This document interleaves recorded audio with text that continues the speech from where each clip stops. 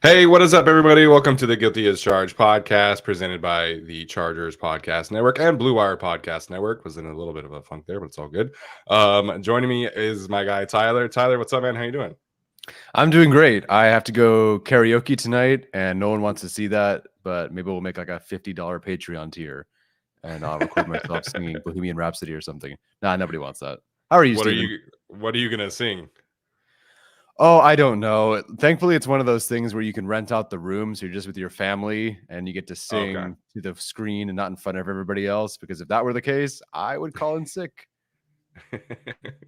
Karaoke, not my thing at all. But I'm doing good. Hopefully I sound better because I definitely feel better from our last recording, which has been good.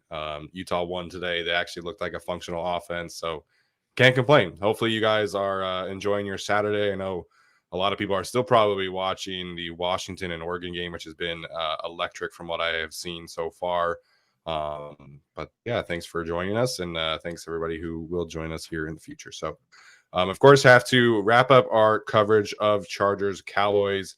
We'll go over the latest injury reports. We'll have some last minute picks and predictions here, and then we will take some of your guys' questions this afternoon. So I think this has been a pretty positive week on the injury front for the Chargers. First and foremost, Derwin James, Austin Eckler, Justin Herbert do not have a injury designation heading into this week. Those are all, obviously three of their best players, but arguably they're three best players in general. So, Tyler, what do you make of, you can pick either any of the three, but what do you make of those three not having an injury designation this week? Yeah, Austin Eckler is the big one for me. I know Herbert's the quarterback, but it's the non-throwing hand. So I think that's kind of a wait and see for me. How much does he work under center? Sure. But Austin Eckler being, I don't know how healthy, but not on the injury report is awesome. I don't know what they're going to do. We've only seen 3.5 quarters of Austin Eckler with this offense, but it was so different the first time we saw it and the last time we saw him. I'm curious what they lean into this time, but it just changes the amount of points you can score. The protection's holding up. I mean, the only time the Chargers have scored over 30s with him on the field, and because of his running, pass protection, you name it. So having him back is huge. Like, I think this does increase the ceiling of this team on offense by quite a bit, whether it's rushing, red zone, you name it. Yeah, I think we feel good about like Joshua Kelly as an RB2. He's clearly not an RB1, and that's not a knock. I think he can be a fine serviceable backup. But there have been some issues that I think Austin Eckler solves, right? Some of the pass protection issues, some of these short yardage issues that have kind of, held this team back from really reaching their peak and closing teams out, are potentially solved with Austin Eckler. And then also, we've talked about this before, but there's no Mike Williams, and there's still some trust being developed for Herbert and Quentin Johnston and Darius Davis and some of these other guys. Austin Eckler just provides another trustworthy target out there in go-to situations. We've seen time and time, Herbert use Austin Eckler as a receiver. So Austin is going to come in and elevate the ceiling of this offense. Like, he is that kind of difference maker. Brandon Staley said today that he's going to be full go. Austin Eckler said that he could have played last week if there were a game last week. So I would imagine that we see a usual usage of Austin Eckler, and I think that's going to be a key thing this week because, as we talked about on our show on Thursday, the Cowboys linebackers and safeties can be had, and Austin Eckler, I think, could be the primary beneficiary there. Yeah, I know Brett Coleman discussed that Quentin Johnston was the guy with 1,000 different ways to win, and maybe that's something we see eventually. But really, the guy with 1,000 ways to win is Austin Eckler. I mean, you want contact, you want elusiveness, you want receiving, you name it. That is Austin Eckler. So what they can do, and even just what they can show to the defense with him on the field, is so different. So having him back is awesome. The guy that I'm really excited about, honestly, almost as much as anybody else, I know he's questionable, but is Donald Parham. Based on when I was sitting in the end zone and watching what happened, I thought that was it. And Donald Parham has dealt with injuries, and it's like, it's never really a one-game thing. It's always a multi-game absence, and sometimes it gets worse. We'll see. He's not fully cleared, but he is questionable. I feel so much better with him out there, not just because he's tight end 2, but because he's the red zone threat that also kind of holds off some of the other tight ends from becoming tight end 2, which can be problematic. So The Chargers are so successful in the red zone because of, Eckler initially, and then with Donald Parham recently. Having both those guys is so big for this team to really make that statement on Monday. Yeah, I have been pretty vocal about my desires for them to trade for a tight end, and I still would, but a decent part of that was the uncertainty around Donald Parham because, like you mentioned, he was ruled out of that game. It wasn't like he's questionable to return. He was ruled out of that game officially. He had the brace with it and everything like that, but he told ESPN's Chris Rime, I'm not quite sure how to say it yet, but that he's good to go. He's going to play with the brace on. He said that he was ready to rock, and basically, like, the pain was not limiting him from not playing. So him being questionable and saying that he's going to play is definitely best case scenario. And really, like, when you talk about what the Chargers have been able to do in the red zone specifically without Austin Eckler, like, I think if we had all known, like, hey, after 4 games, the Chargers are going to be top 5 red zone offense, but they're only going to have Austin Eckler for one of those games, we'd be like, what the heck is going on? Mike Williams must be having a huge time or something like that. But really, Donald Parham has been kind of the biggest X factor in the red zone. And, I'm glad that you brought him up after Austin. I guess this is now where I can talk about the Dallas Cowboys in the red zone just really quickly because I was kind of nerdy and I wanted to look at it. Go for it. So I was trying to figure out, okay, what are the Cowboys doing in the red zone and what are the kind of the woes? What's going on here? Why are they so inefficient at scoring? Why are they 35% worse? Why are they down by 27 spots where last year they were so much better? I'm sure the play calling has a lot to do with that. Of course, Kellen Moore. But even just looking at, okay, who is actually being featured in these moments? I went through and just kind of charted, okay, who's doing what once they reach the red zone. And CeeDee Lamb, Michael Gallup, Brandon Cooks, they have a combined 4 catches in the red zone. They have 75 plays in the red zone, and they've only been a featured part of that in terms of like target or touch, whether it's a rush, or a target or a rushing attempt on like 18% of those 75 plays. Oh my I mean, they are gosh. so incredibly ignored down there. It's ridiculous. By just pure numbers, it's Pollard with 31 opportunities out of 75, then Ferguson with 10, then CeeDee Lamb with 8, then Turpin with 7, Vaughn with 4, and then you get Gallup and Cooks tied with Schoonmaker for 3 just attempts. And Wow. Brandon Cooks has 3 targets. One of them was an interception and 2 were incomplete. And you now hear Jerry Jones go out and say, hey, we should target the tight ends more. Go for it, I guess. You couldn't really target the wide receivers much less. But it was a surprise. If you go and look through all of their games, now, I don't think they ever reached the red zone against the 49ers, but if you look at all of their games, it's just Pollard, Dawdle, etc. Oh, I didn't write Dawdle down. Darn it all. Hold on. Dawdle, how many times did he get the ball? So Dawdle was involved in the red zone 13 times. And again, CeeDee Lamb 8. Rico, for those who don't know. Yeah, Rico Dawdle, excuse me. So again, between him and Pollard, and I guess Turpin, you have 31, you have 7, you have 13. That's wild. It's wild. And that's like a choice. Now, I get that, I'm sure CeeDee Lamb gets a lot of, coverage sent his way. I'm sure he gets a lot of, the defense trying to take him out. Sure. But again, like 31 for Pollard, 10 for Ferguson, 13 for Dawdle, 4 for Vaughn, 7 for Turpin, and just 14 combined for your wide receiver 1, 2, and 3 is god awful. I say that though, which is funny because then we talked about, okay, why are the Chargers so great in the red zone? They're tight end too, but it's just not working as much. I don't know. It's just a strange thing. But when they get to the red zone, they literally do not care about their wide receivers 1, 2, and 3. And the only time what's his name, CeeDee Lamb had anything was on 1 catch from 20 yards out, which is the furthest you can be in the red zone. So like anything condensed, the receivers Barely are not counts. getting anything. Yeah, it barely counted. So it's a strange situation. I've not watched the plays, but it was just striking to see how many times I saw Pollard, Dawdle, Ferguson, Turpin, Vaughn, and not the receivers that you should be throwing to. That's a strange one. Watch this be the week that changes, but yeah. Again, it just kind of leans towards Mike McCarthy just being predictable. And I loved Stephen Ruiz's article about it. He called it an NCAA 14 pass offense. Which Stephen Ruiz is great, man. If you don't read his stuff, I think you're really missing out on one of the best minds out there when it comes to reading about football. So yeah, it's gonna be really interesting to think. Like, I think this is a game where the Chargers safeties are really going to be key, and Derwin James coming back, I think, is huge for that. It doesn't sound like Alohi Gilman is going to play. So it looks like Derwin and Dean Marlowe will be getting the start. We both thought that Dean played pretty well last week against the Raiders, and I'm excited to see how that comes to fruition this week. But missing Alohi is huge because he's similar to Donald Parham, I feel like, where Alohi can be that spark plug in key moments and get his hands on a football, create some turnovers, get a sack, tackle for loss, something like that.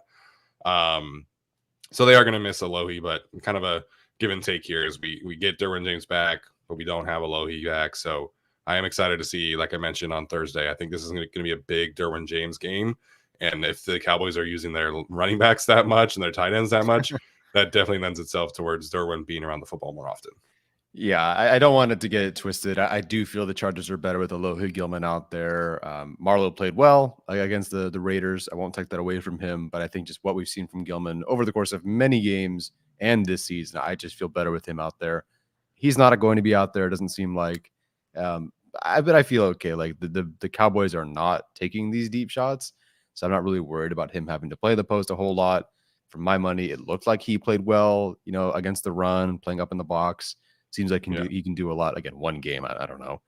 But I feel comfortable with him playing that. And like you said, Derwin James, like this seems to be a game. If you're very much so condensed, which is great, and you're going running backs and tight ends, like that's Derwin James' thing, man. Like that's kind of easy money for him. And respect to Pollard and Ferguson, but like Derwin James is significantly more talented as a defender than those two guys. Yeah. And, the Chargers linebackers and safeties last week or 2 weeks ago against the Raiders did a really good job of controlling the middle of the field. And that's what caused Aiden O'Connell to hold on to the football.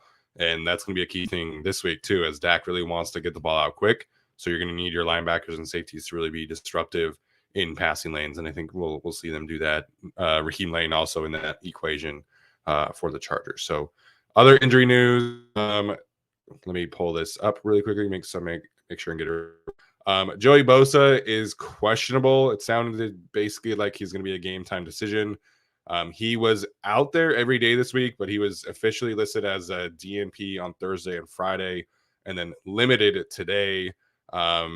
Staley said this afternoon that they're going to see how it goes, basically. So, kind of lending itself towards being a game time decision. I'm kind of like 50-50 on he plays. Where are you at with Joey this week, Tyler? If I didn't see him play against the Titans like he did, where he kind of had that, hey, I'm not going to practice at all, but I'm going to play 18 snaps or whatever it was, then I would assume he'd sit this one out. But it just, that was one particular injury. This toe issue is a whole other thing. I noticed that the way it was reported was initially it was toe, and then it was hamstring. It's been toe hamstring. So I don't really know what the bigger issue is now at this point. Well, now it's just toe. It's just toe. Yeah. Okay, because then Popper tweeted out one thing that said hamstring. I was like, okay, where did toe go? But regardless, I think he will play in a very limited capacity, and I think that they kind of need him to. Not that I think he needs to go out there and start and gut it out for 100% of the snaps, but you feel better with him out there. There's nothing that the other edge 4 guys that are not Chris Rumph have done where it's like, okay, we feel really good about the depth. There is the drop off. So I think that he needs to be out there, or hopefully he's out there for a bit. And he strikes me as someone who will be out there for this game, even if it's 10, 15 snaps. Yeah, and 10, 15 snaps is huge. It opens up just that much more versatility for this Chargers defense. I know Terrence Steele, we talked about him on Thursday. He got cooked by Nick Bosa, as a lot of offensive tackles do. But I think he's a quality offensive tackle. Tyron Smith is not who he once was, but I still think he's also a quality offensive tackle. So this is a much more difficult tackle matchup than the Raiders game, respectfully to Colton Miller, who I think is probably in that same kind of conversation. But in general, this Cowboys offensive line is in pretty good shape. I thought that Tyler Bedos was going to be injured. I missed that he finished the game last week after going out for a time, and he was a full participant every day in practice. So they're getting the Cowboys a presumably fully healthy offensive line. So this is going to be a tough spot for this Chargers defensive line. And if you can get Joey out there for 15, 20 snaps, I think that can make a huge difference in this one. Yeah, we'll find out pretty soon. So do they have to elevate by tomorrow then? Yeah, so they'd have to elevate by 2 p.m. tomorrow. Mm-hmm. I think they've elevated Brevin Allen twice and Andrew Farmer twice. So if you elevate one of them again, you'd either have to sign them to the active roster next week or cut them and bring them back. So I don't know. I don't think either of them would really be at risk of being scooped up on the waiver wire, but you never know. I guess Ty Shelby is back. They could elevate Ty Shelby. Yeah. Give it a whirl. But I don't think any of those guys would play a whole lot. It would just be more Chris Rumpf. Yeah. Yeah. Okay. The other injury is obviously Dean Leonard. Dean Leonard is listed as doubtful. He is alongside Alohi Gilman, who's also listed as doubtful. So I think it's a really interesting spot because that leaves Isang Bassi as cornerback 4 on the roster right now. They do have some flexibility. Brandon Staley talked about that today with guys who play inside and outside. But I would love to see Dean Leonard get back there and be healthy. So that's a big one, special teams wise, depth wise. Like, he's not a starter or anything like that. But the concern for me is that he was limited on Thursday and then DNP on Friday, DNP on Saturday. So it seems like he's going in the opposite direction here alongside being doubtful. Yeah, that's the rough one. I think Nick Williams was fine earlier in the week and then went to limited or whatever with his back. So stuff like that you hate to see during the week. But I don't really know what I really don't want to see Bassi out there. I think I even saw like Joe Rolls, who covers the Broncos. A lot of Broncos fans were like, yeah, Bassi's looking really good in camp. And then he looked bad, then they cut him or whatever. I think he had like 3 picks in the preseason too. Did he? Well, hey, so. Go for it, man. Make up for 2021 season or something. Yeah, I certainly don't feel great about the situation, but the Chargers have kind of put themselves in this odd situation where, they believed JC would come back and be great or something or healthy or anything. Yeah. They didn't sign a corner. They didn't draft a corner. Now JC's gone. Now Dean Leonard's hurt. They're in a rough spot here. They should, if this continues to be worse for Dean Leonard, you can't just trot out your 3 corners and then Bassi's your backup at like all 3 spots. They don't have another guy out there who's really inside, outside, flexible. Like, I just don't love that. That's your backup plan right now. It kind of feels like tackle, even worse, in my opinion.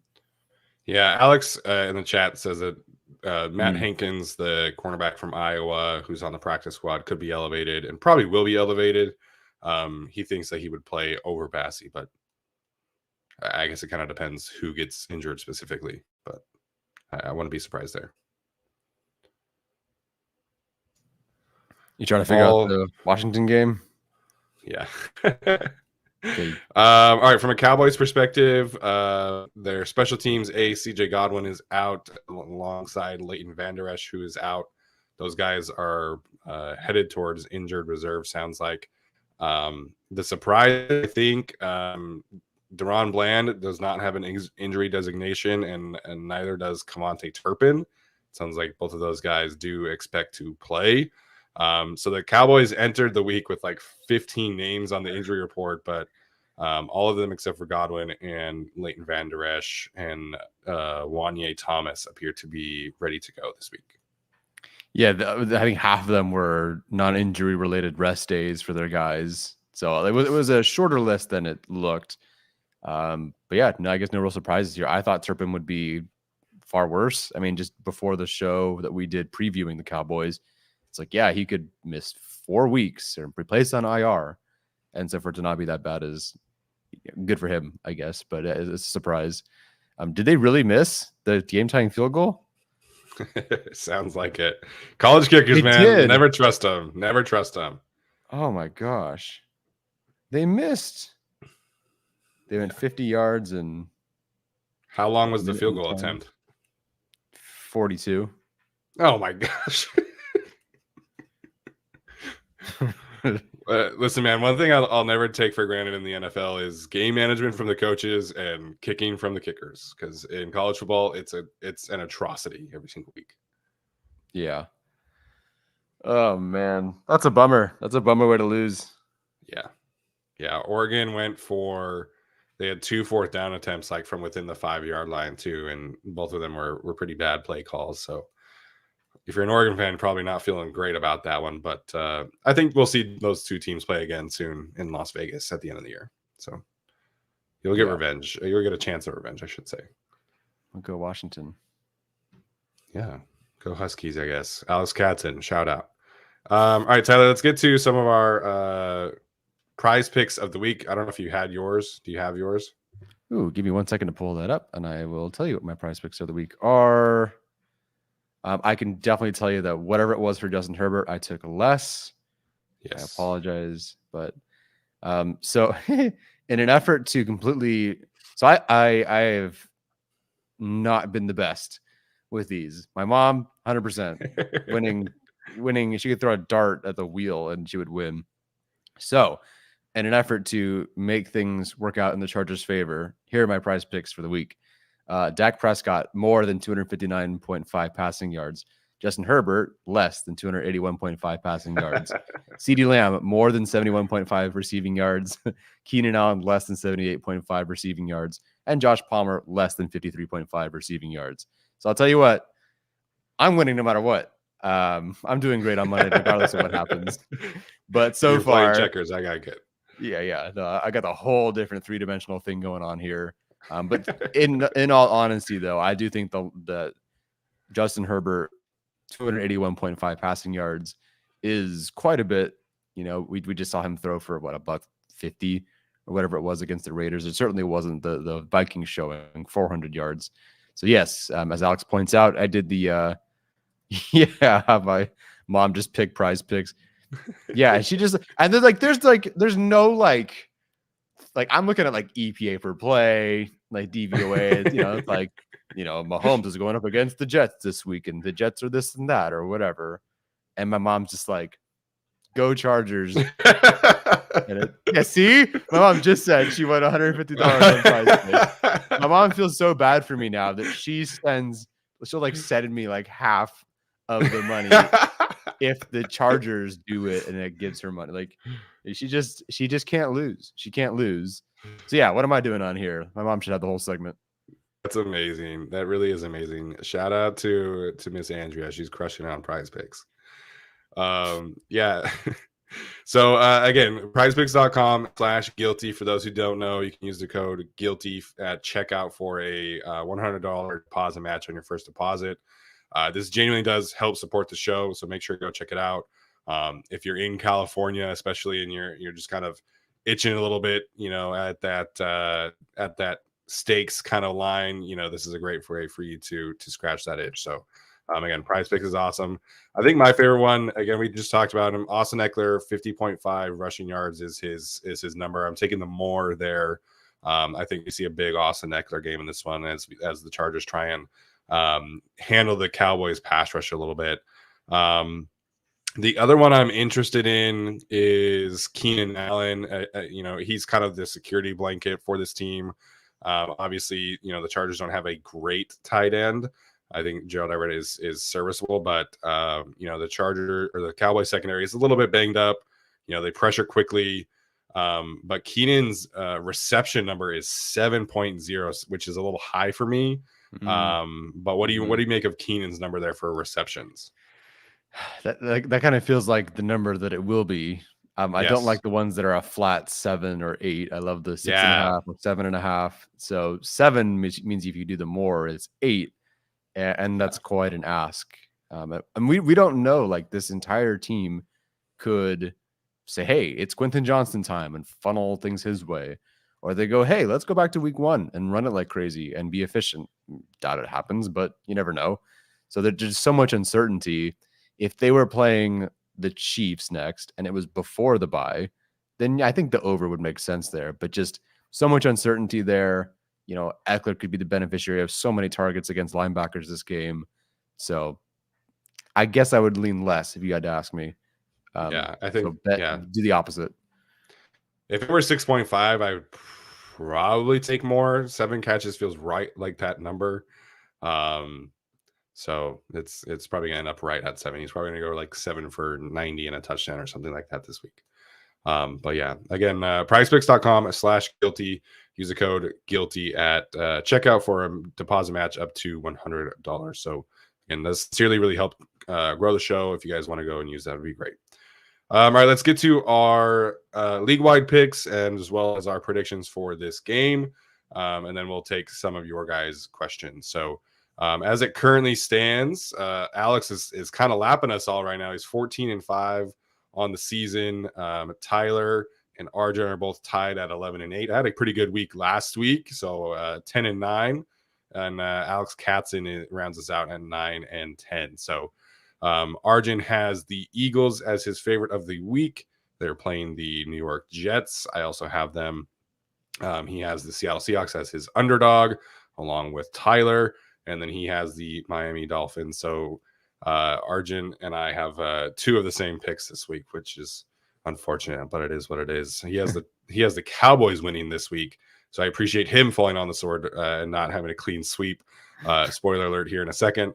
But he has the Cowboys winning 28-24. Alex Katzen has the 49ers as his favorite of the week, the Houston Texans as his underdog, alongside Alex Insdorf, and the Atlanta Falcons as his either or. Insdorf has the Rams over the Cardinals, the Texans over the Saints, and then the 49ers over the Browns. So lots of overlapping this week. We do allow that, but doesn't really seem like there's going to be any separation created this week. Alex Katzen has the Chargers winning 34-28, and Insdorf has them winning 31-30. What the heck happened to us over the last few days?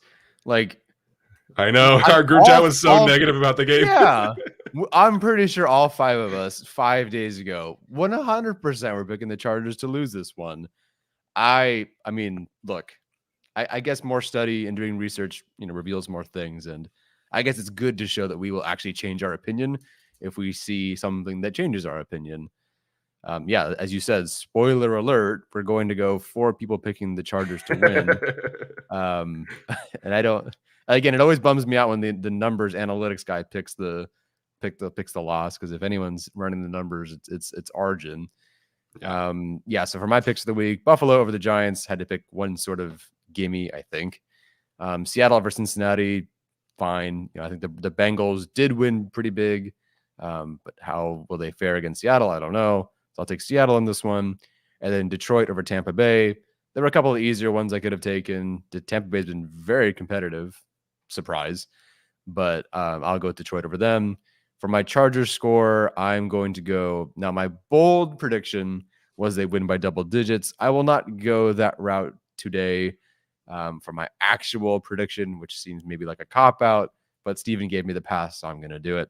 But I'm still going to say the Chargers win. Again, I have no idea what got into me or anybody. But Chargers win. I'm going to go 27-24. I think the line was at 51, but that was a few days ago. I don't know if that changed. Brad talked about how he got in at 48. Now it's at 51. So we'll see. But yeah, I have the Chargers winning. As for my underdogs, I have yet to pick an underdog that has won since week 1. The only underdog I've picked to win that has won was somehow the Jets over the Buffalo Bills in week 1, where Aaron Rodgers tore his Achilles, and they still ended up winning. That's the one I've been right about. Yeah. It's classic. It really is. So I have the Dolphins over the Panthers and the Eagles over the Jets as my two of my 3 picks. I'm trying to make up ground here, so I'm trying not to overthink things too much. Those 2 seem like pretty positives for me. Sauce Gardner's not playing for the Jets. The Panthers are a really bad football team. Underdogs was tough for me to really settle on one. I kind of figured there would be multiple Seattle picks because they're like the best team that's an underdog. I certainly thought about Houston as well because I just love the way that CJ Stroud is playing football. But I want it to be a little bit different here. And, the Falcons do have a pretty shoddy offensive line when it comes to pass protection. So Washington has had a really nice rebound season from Chase Young and Montez Sweat. Very curious to see if either of those players gets traded in the next few weeks. So I think that is an area where the Commanders can excel a little bit. So I'm going Washington on the road over the Falcons. As it pertains to the Chargers, man, like I said, if you would have asked me this a week ago, and like Tyler said, I would have had a very different feeling about this game because it makes sense that Arjun is picking the Cowboys because a lot of the numbers do kind of point towards the Cowboys having some clear advantages. One area in particular is that the Cowboys have been one of the top teams in the league in getting quick pressure, and that's something that the Chargers have struggled with. So that's the Micah Parsons effect. That's the stunt rate. That's the blitz rate. Dan Quinn really likes to get creative on certain situations, and the Cowboys have made teams pay for that. So it is going to be difficult. The Chargers are going to have to be able to have a quality protection plan in place. But I do feel like a lot of the stuff that they have struggled with over the last few weeks is due to Austin Eckler being out, and Austin Eckler is back this week. So I think Austin really does make that much of a difference. And then also, as I've just kind of, dove into this film from the Cowboys offense, I'm having like PTSD from the Chargers offense in the back half of last season where there's no motion, there's no creativity, there's no verticality. It's a lot of the same concepts over and over again. Tyler talked about the red zone issues where they're just like actively not throwing the football to CeeDee Lamb in the red zone. So it's just not been a super impressive watch for me while I've been studying the Dallas Cowboys offense. And I do feel like the Chargers will have some opportunities to, create some explosive plays and potentially swing the game and things like that. And I think they'll take advantage. So I think it's going to be a high scoring game. I'm definitely not expecting the Chargers to, shut them out or hold them to 10 points or anything like that. But I think the defense will have some opportunities to make some plays. And I do trust the offense with Austin Eckler back to figure some things out for the Cowboys against the Cowboys defense. So I'm going to go relatively higher scoring as well.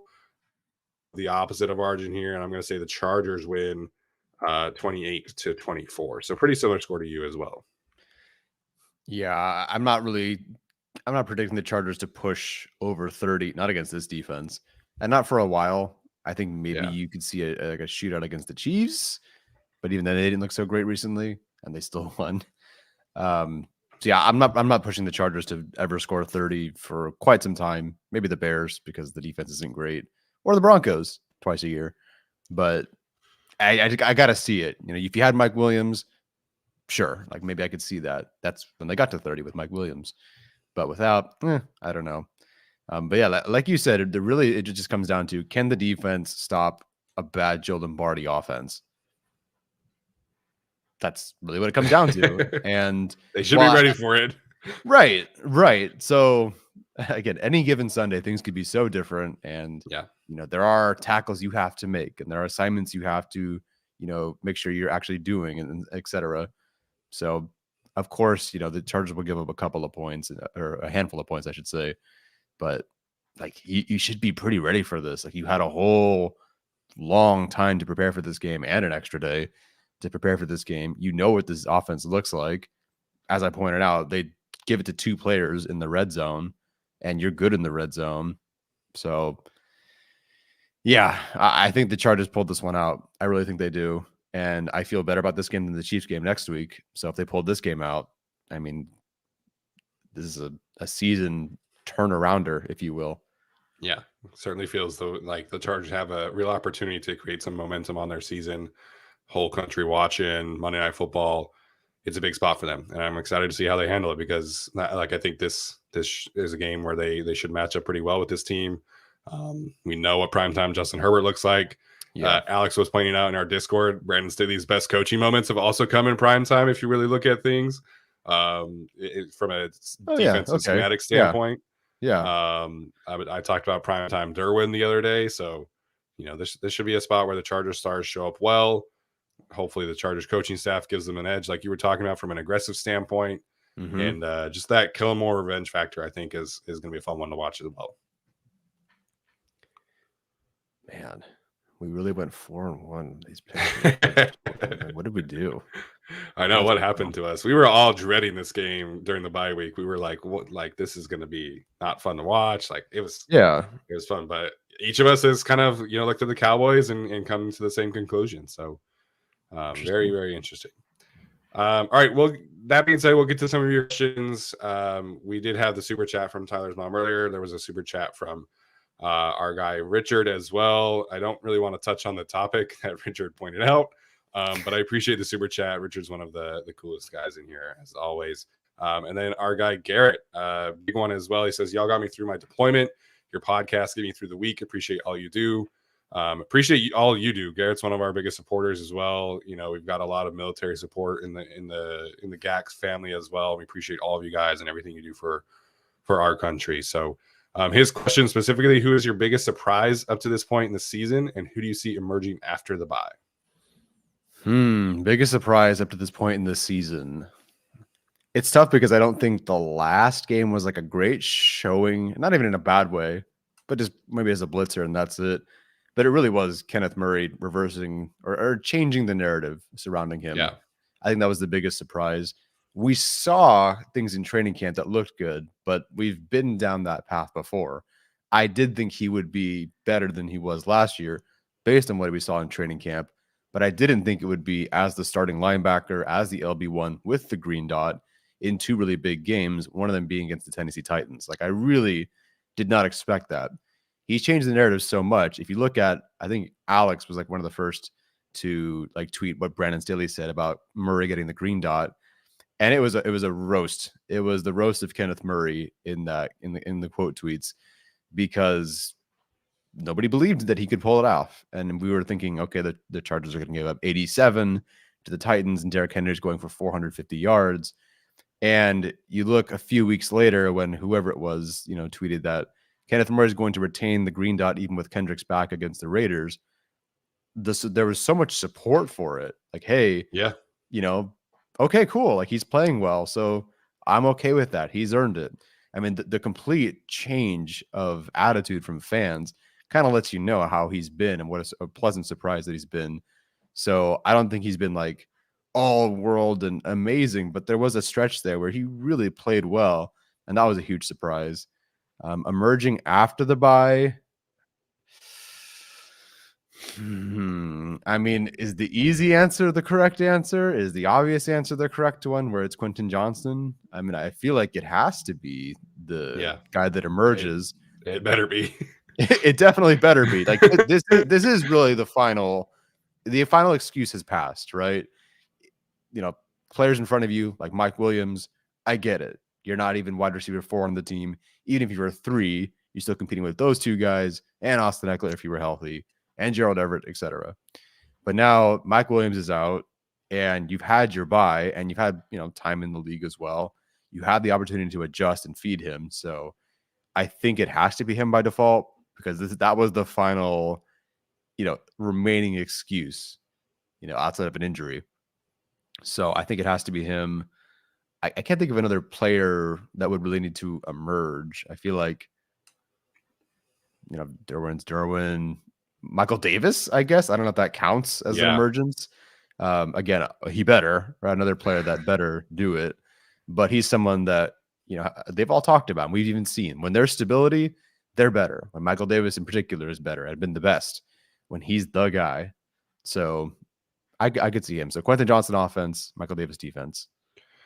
Yeah, I think biggest surprise, like there's like a negative tone there that you could take. Obviously the JC Jackson situation, I don't think anybody really saw coming. Even the most pessimistic Chargers fans probably surprised how that one really played out. In terms of like a positive surprise,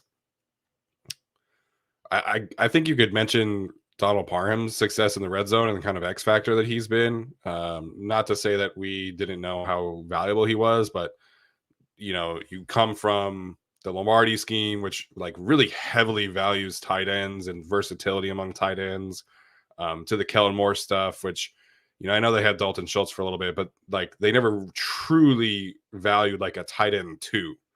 And so to see how much of a true like split it is between Everett and Parham, I think could be considered a surprise there.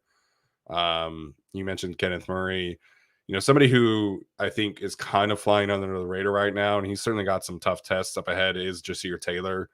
Right now he leads all of the Chargers in forcing completion percentage at 14%. His run defense grade isn't necessarily reflective of how I think he's played the run. But it feels like he's playing better than fans want to give him credit for. Again, he hasn't been tested. Like, he's going up against CeeDee Lamb this week.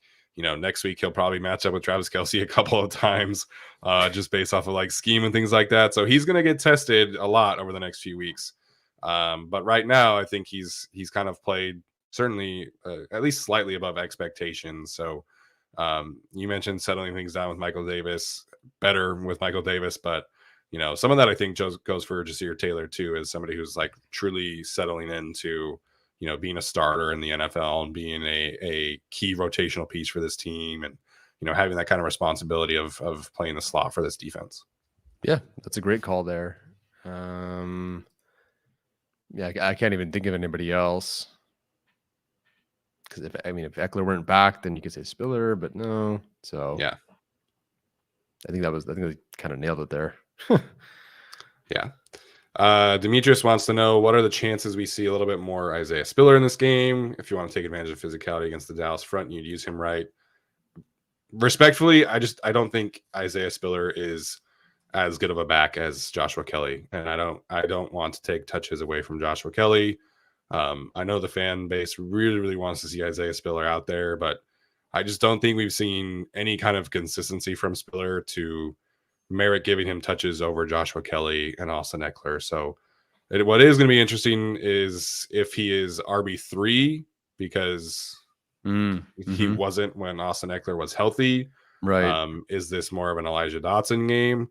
That part is going to be interesting. But I think the team feels very comfortable with a very defined RB1, Austin Eckler, and a very defined RB2, Joshua Kelly. And those guys are going to get the bulk of the reps. And I think that is the right choice, in my opinion.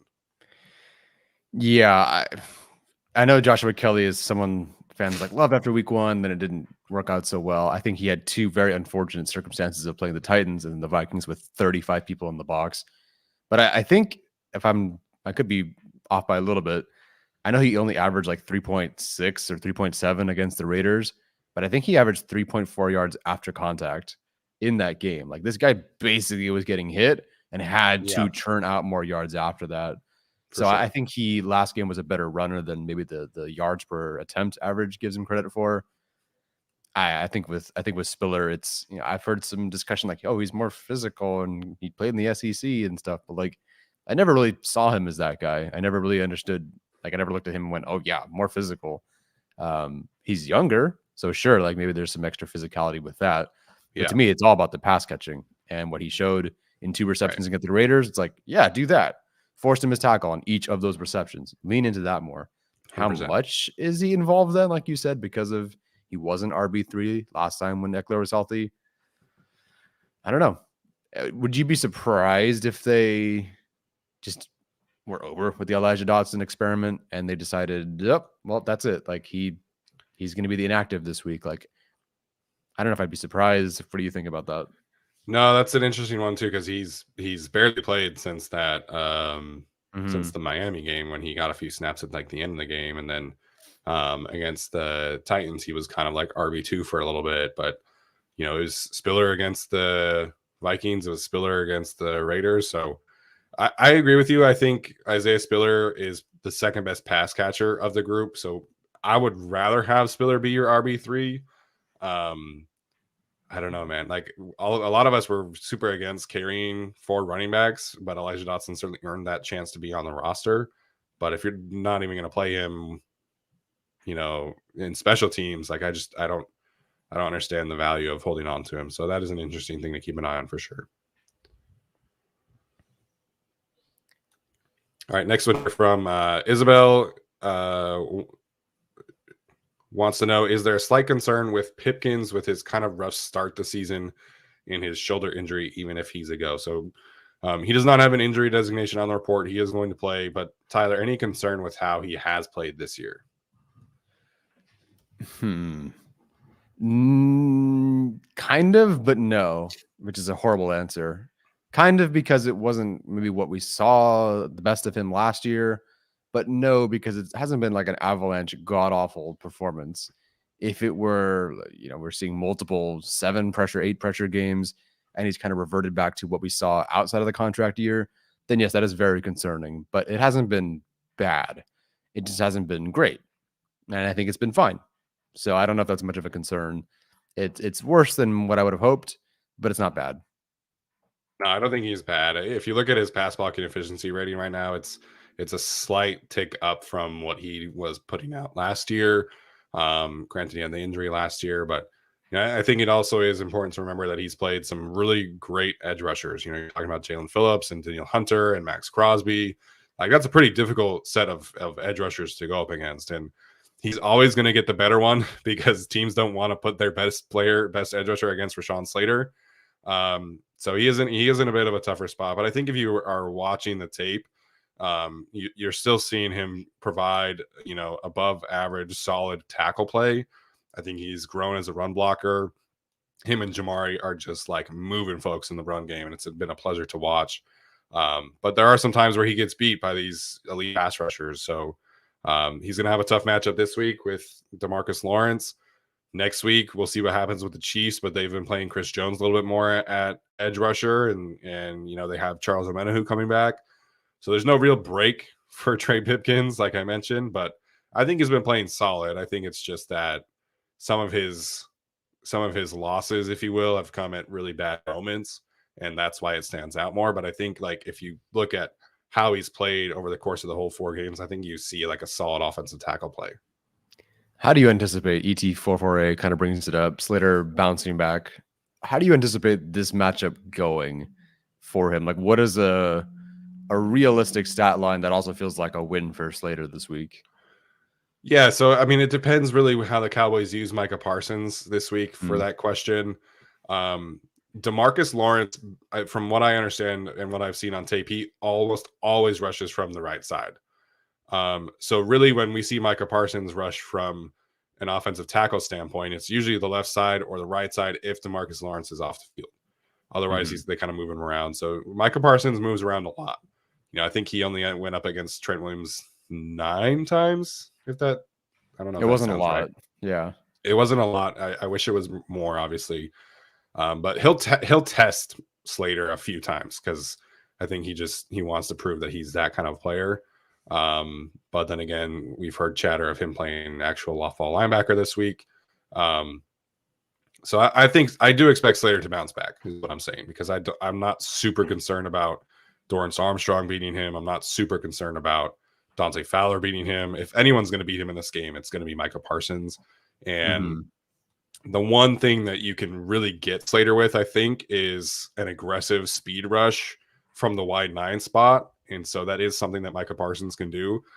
You have to be a rare athlete to beat Slater around the corner. And that's obviously what Parsons is. So I do expect Slater to play well. I expect him to handle his business. He has the bye week to get healthier. So I expect a usual Rashawn Slater performance this week. Yeah, it's going to be a good one. LD Bruin wants to know if we think they'll elevate Nick Van Nett to help with blocking this week, especially with Donald Parham having to wear a brace on his wrist.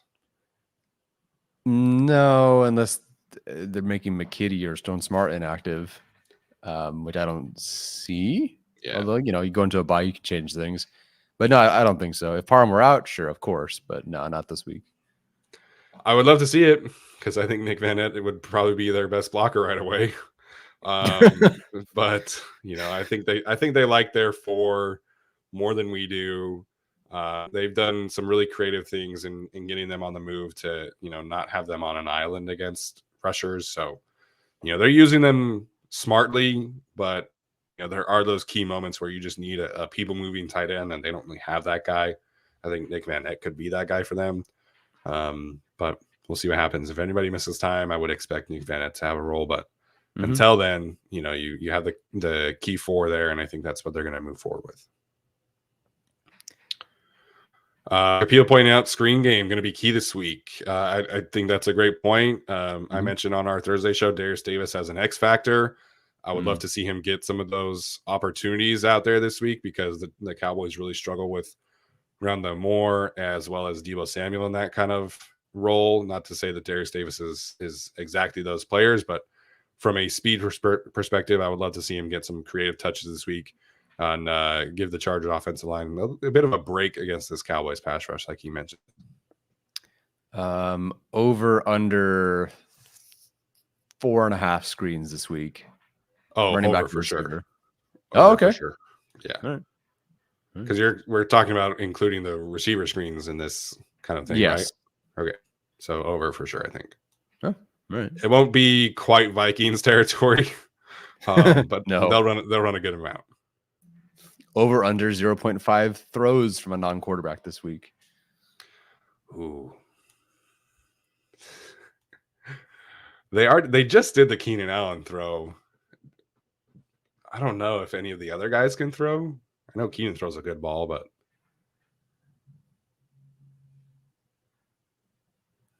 I could see Kellen kind of doing a decent amount of trick plays this week. So I'll say over for fun, for vibes. Nice. Ooh, okay. Does Darius Davis or Quentin Johnson score a touchdown? Oh, wait, does he score first? Are they asking who scores first? Who scores a touchdown first? Yeah. Oh, Quentin Johnston. They did target him in the red zone against the Raiders 2 weeks ago. Against the Titans as well. Yeah, right. Exactly. Davis, I don't know how involved he's been in the red zone. I don't know. They like their tight ends there. They like to run it. They like to go jumbo. I would have to look, but I don't feel like he's had a ton of snaps down there. No, it would either be Davis from further out or Johnson in the red zone, or Johnson from further out. Yeah. But are we including special teams? I'll say yes. Yeah, he said right away possible punt return or kick return touchdown. So if you're including special teams, does that change your answer? No, because I need Johnson to score a darn touchdown. Like we need this to happen. I don't care if it's the worst, luckiest touchdown ever. We need it. We need this.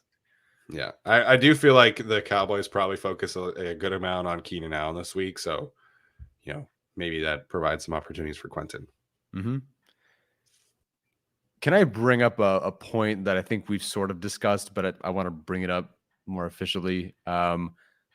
J.K. Scott, the punter, it has not been great from my perspective just watching it. And I didn't realize this, but out of the 26 punters with 15 or more attempts, he's the worst in the league this year in yards per attempt as a punter. How are we feeling about that? Yeah, it's not been great. I think we talked about this a little bit, but his net yards is down like almost 3.5 yards from what he was doing last year. And the hang time is about the same. So I don't know if he's fully healthy or what, but it's a concern because there have been some key moments where he's having like a 28-yard punt, 30-yard punt, which he did from time to time last year, but it was like every so often, so it wasn't a huge deal. Mm-hmm. But he's had some bad games this year, and I think at least 3 bad games this year. So we need J.K. Scott to figure it out. He's one of several players on this team who needs to get back to his 2022 form. Mm-hmm. Ryan Ficken, I want to say, was asked about this before the bye and mentioned it just being kind of like a minor technique issue. So hopefully they figure it out. We've been so profusive of our trust in Ryan Ficken. And I think Ryan Ficken can get the most out of him at this point. But, when you pay a player like J.K. Scott that, it's not a huge contract or anything like that, but they gave him a multi-year deal. It's not like they just brought him back 1 year for $2 million or whatever. Like they expressed a lot of confidence in him. They didn't bring in any competition for him, not even like an undrafted free agent. So the team needs him to figure it out. Otherwise, we're doing a punter competition again next year when I don't think that was kind of the vision for him as a punter when they signed him to that deal. No, definitely not. How's Davis been on kickoff returns and punt returns? Now that I'm just spitballing here. Davis on kickoff returns, I feel like has been fine. He hasn't had a ton of chances. Mm-hmm. Punt return has been a little hit or miss. I think his biggest issue is tracking the football against elite punters. Which was a big problem against the Raiders, I think.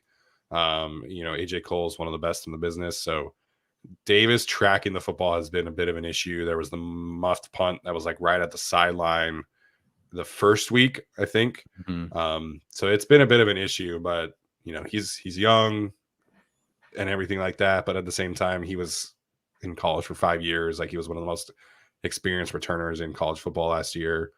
So it's been a bit of a surprise how much he's kind of had to adjust to these kind of punters. Yeah, so let's see. 10.5 yards per punt return. Not bad. It's 15th out of 38. Yeah. Where are we at with yards per attempt? On kickoff return, we are at 19.5. So we still can't get past the old school touchback. Yeah. But I mean, it's just getting back to this. Kavonte Turman is probably the best return man in the business right now. Certainly one of the top 2 or 3. So special teams, from a punt perspective and a kickoff perspective, is going to have to be, on it this week, as we saw last preseason when he took a punt return and a kick return to the house last year. Yeah, great. Oh, DeAndre Carter is second in the league with 30.7 yards per attempt on kickoff returns. Only 3 of them. Yeah, it's because he had that huge one against us. 40 yards is as long though. Yeah, I don't know. It's a weird one. He was. I always felt like, looking at his numbers, if I remember correctly, that his numbers as a kickoff returner were always better than his punt return numbers. And then the last year it flipped. It was the opposite. So yeah, interesting to see that the Chargers are still struggling there. Maybe that's the one chink in Ryan Ficken's armor is the kickoff return unit. Darn. Can't be perfect. Yeah, it's fine.